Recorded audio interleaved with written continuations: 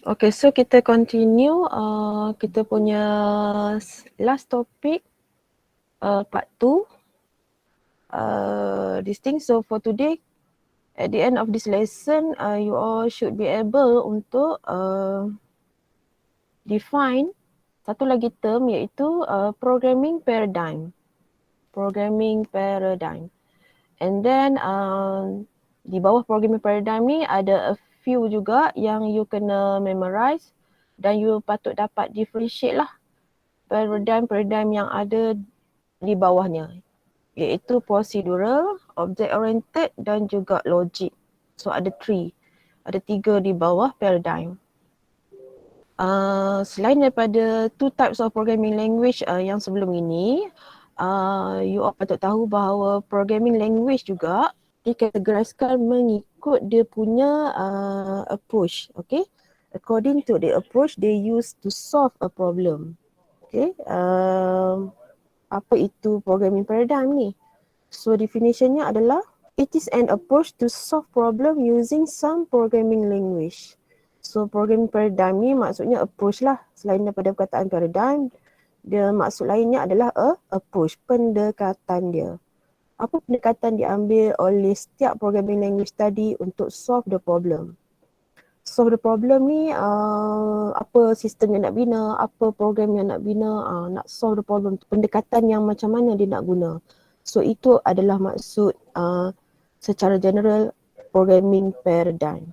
So dikelaskan kepada tiga kategori iaitu pertama procedural, kedua adalah object oriented, paradigmnya object oriented, yang ketiga paradigmnya mungkin jenis logic. Okay, so these three paradigm ni dalam kita punya syllabus.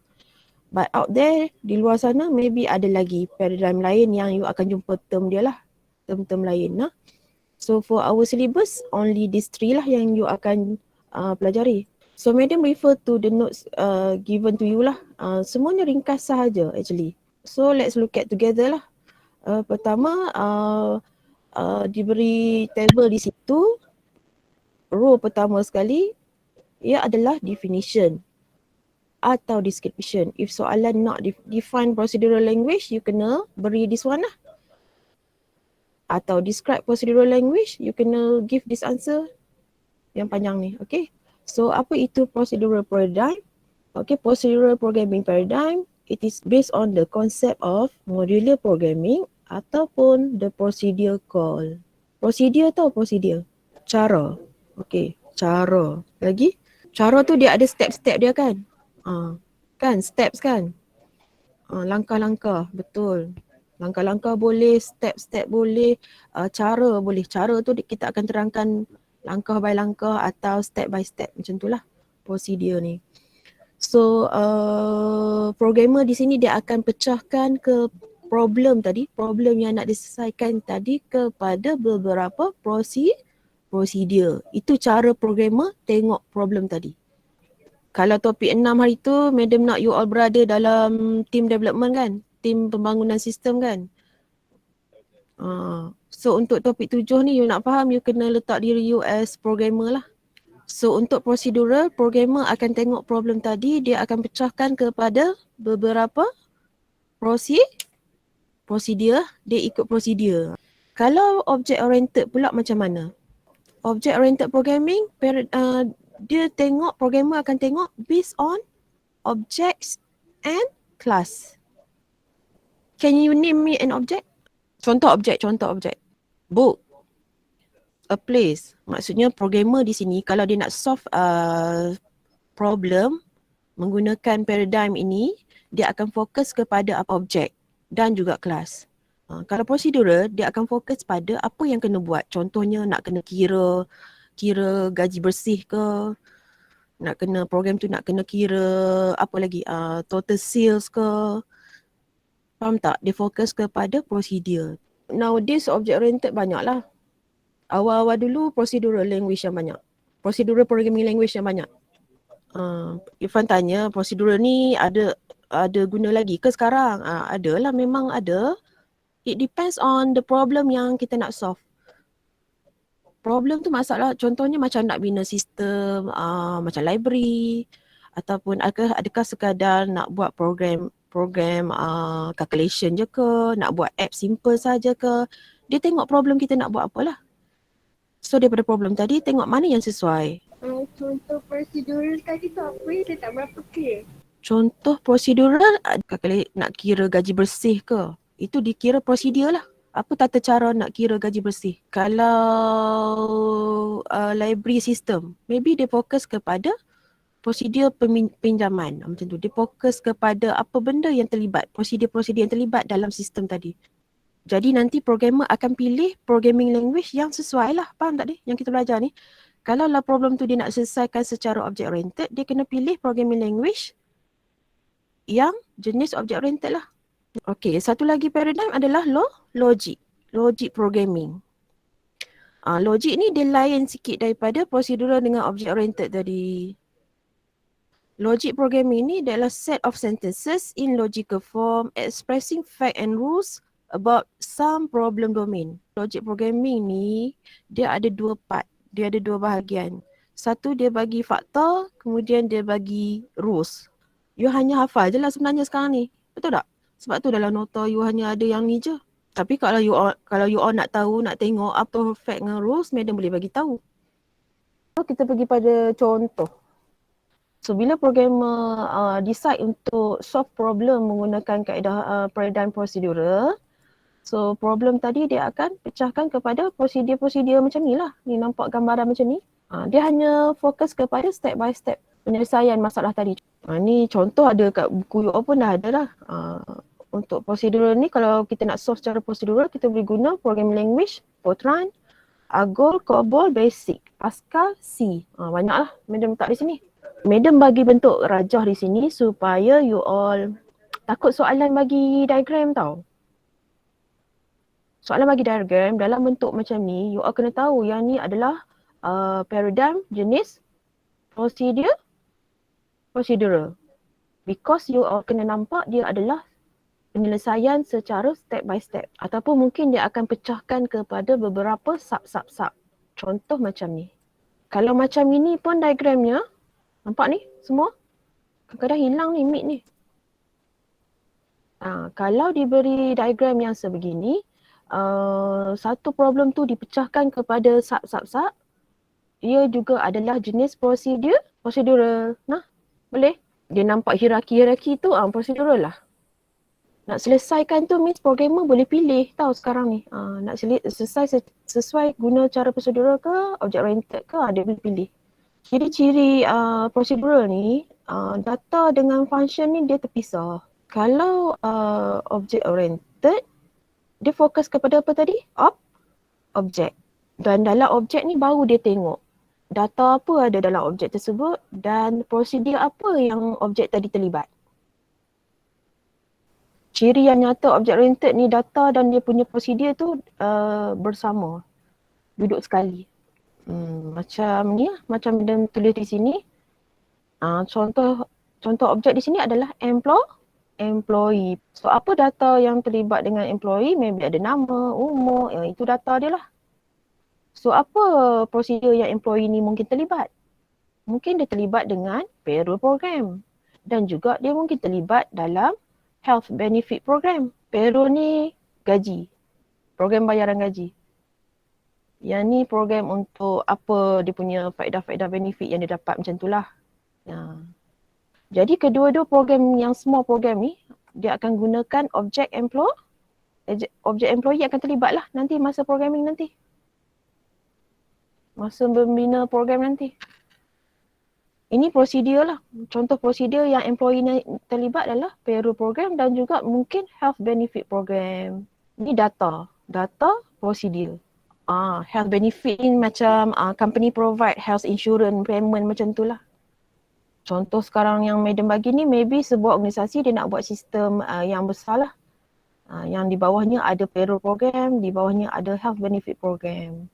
So sekali je programmer create employee object tadi, isi semua data semua cukup, dah boleh digunakan oleh kedua-dua program iaitu payroll dan juga health benefit program. Macam itulah kelebihan object oriented. So objek ni tak perlu nak create banyak kali. hanya sekali saja dan boleh diguna, reuse semula oleh program-program yang perlukan objek tu tadi.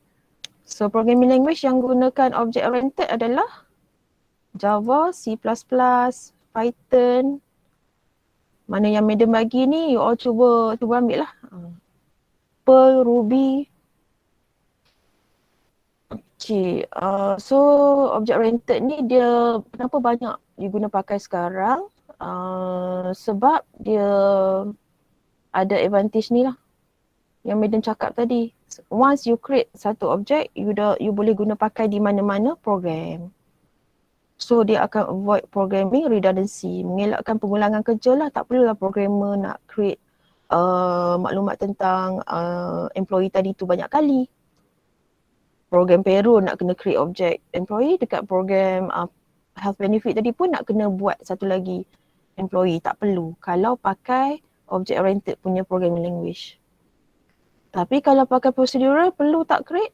Perlu. Kena buat 2 kali. Sebab dia berada di program yang berbeza. And why object oriented is famous now? Sebab bila tak ada pengulangan, tak ada perlu buat kerja banyak kali, so nak create any application atau programs lebih cepatlah, faster.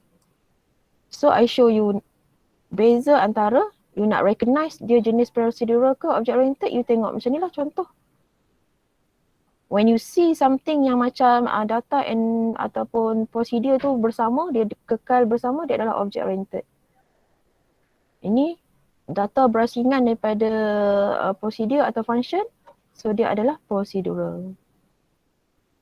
Ini contoh lain, diagram lain. Kalau prosedural ni data dia duduk berasingan. Data masuk asing. Tapi kalau object oriented, satu objek, dia mesti ada satu objek, di dalamnya ada data dan juga prosedur. Awak nampak ni perkataan ni apa? Operation kan? So sama tak operation dengan prosedur dengan function?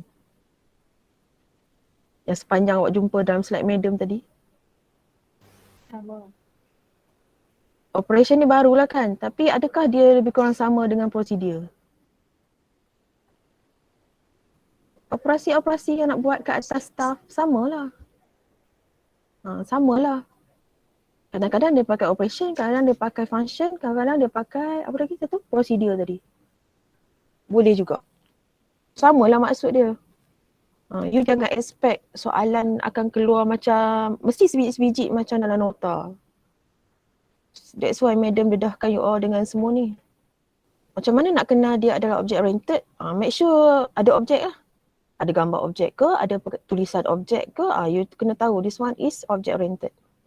Ni contoh diagram lain yang boleh diberi pada you all dan ditanya. Konsep dia sama tak? Yang ni pisah-pisah. Hierarchy, step by step. So dia adalah procedural. This one dipisahkan mengikut objek. Ni lagi contoh. Banyak contoh Madam ada. Nampak tak ni? Ni lagi jelas. How both paradigm look at this problem are different. Contoh nak buat banking system. Kalau procedural, fokus kepada apa? Prosedur kan? So apa prosedur yang ada selalunya lah untuk banking system? Kita ada prosedur ataupun operation untuk withdraw. Withdraw ni buat keluar duit lah kan? Deposit. Masukkan duit. Kan ATM machine kan ada untuk withdraw dan juga ada untuk cash deposit, dia kata. Kemudian maybe ada prosedur untuk transfer. Withdraw, keluarkan duit. Deposit, masukkan duit dalam ATM machine tu, nanti duit masuk dalam bank. Ke akaun yang awak pilih. Tak apa tanya kalau tak faham, kalau tak tahu. Sebab awak bukan semua biasa berurusan dengan bank. Really sistem je yang jadi dengan object oriented ni benda yang paling tersebut dari sistem yang dijalankan tu, betul ke? Letak diri awak sebagai programmer.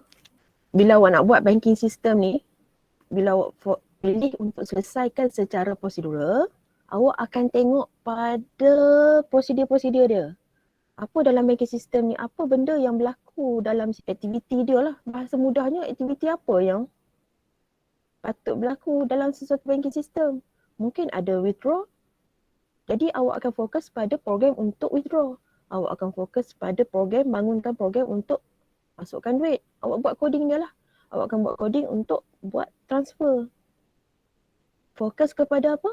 Aktiviti, operation, prosedur. Banyak perkataan yang boleh ganti tau. Kalau object oriented macam mana Syamina? Programmer kalau dia nak selesai secara object oriented, dia tak fokus kepada withdraw, deposit, transfer dah. Dia tengok pada apa objek yang ada dalam banking system. So objek yang ada maybe customer, money, account. Contohnya lah, contoh. Jadi penyelesaian masalah dibuat mengikut objek tadi. Ni nak tengok logik tadi. Logik ni madam kata tadi berbeza sangatlah daripada procedural dan juga object oriented. Okay, nak build logik punya paradigm ni, dia fokus kepada dua benda. Facts dan juga rules. Okay, dia mesti senaraikan fakta untuk problem tadi. Apa yang dia nak solve. So apa itu fakta? Fakta ni statement lah. Contoh macam ni. John like Suzy. Everyone like Suzy. John like everybody. Ni fakta. Satu lagi rules. Rules ni mesti kita programmer akan bina rules lah. Rules X and Y are friends if they like each other. Macam nak cakap sebab ni logik tau. So X and Y are friends if they like each other. X hates Y if X does not like Y. Ni rules. Nampak tak peraturan? Rule yang dibina.